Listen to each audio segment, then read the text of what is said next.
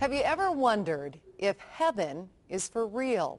Well, after a brush with death, a young boy may have the answers millions of us are looking for. Was his vision real or something he dreamed? Well, you can decide for yourself. Natalie Tisdale tells us why people are so interested in this little boy from Nebraska. I remember Jesus. There are streets of gold and a lot of colors. I sat in Jesus' lap and then I felt just safe.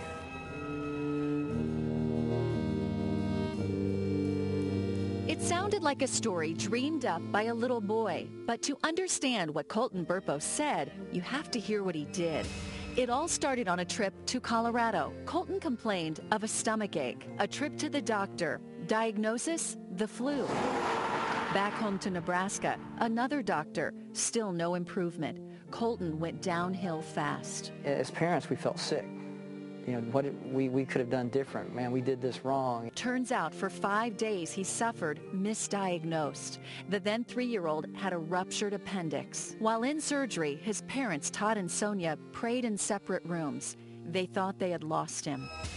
Miraculously, after a difficult recovery, Colton survived. But his story is far from over. There were things Colton did and things he said after the surgery that were out of the ordinary.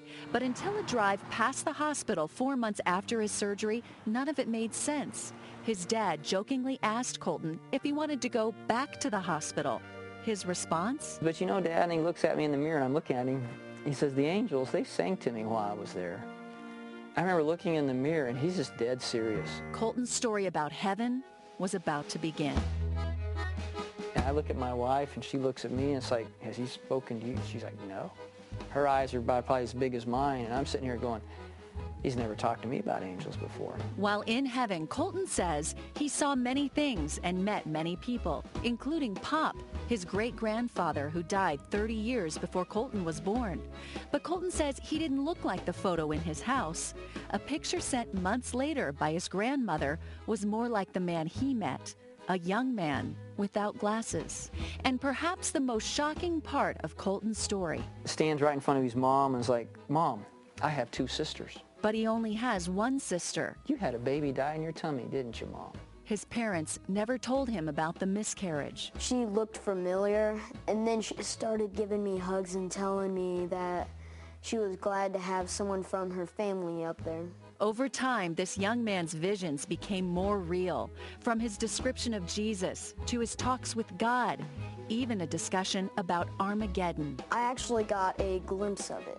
Now, how does a kid make that up? The Burpo family accepted and embraced their little boy's unbelievable story. Todd Burpo is a pastor here in Imperial, Nebraska, population 1,800. Many people here know about Colton's story. In fact, they've encouraged Todd to write a book about it. He did. Here it is. It's a New York Times bestseller.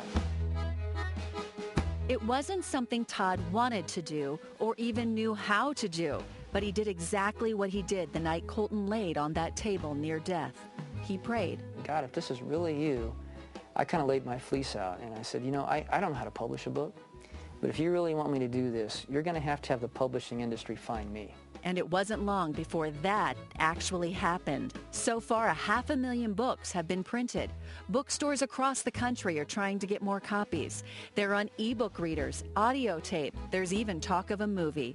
It's a lot for this small-town family. We never imagined it to go where it is. There's a peace I've come to know. As for Colton, he's a pretty straightforward 11-year-old. He likes music, he wrestles, and he prays to the God he describes as God. He's the biggest one in heaven. He can hold the earth in his hands. I don't know why God picked us. We're just normal people, but God did a remarkable miracle for us. Natalie Tisdale, Fox 31 News. Wow. So, what do you think? You know what? I think that little kids can't make up some things. I'll tell you what. I believe it for one reason. This is the latest in a long line of stories I've heard, starting with my own mother, who had a near-death experience. Yeah, absolutely. And said to me when I was a little kid basically the same thing. And I've heard many stories like that. It's amazing. Who are we to say it's No, absolutely. And I want to hear more from the little boy. That's a fascinating story. Have to get the book. That is a great story. Great story. All right, we're into another cold night out there. Currently out of DIA officials.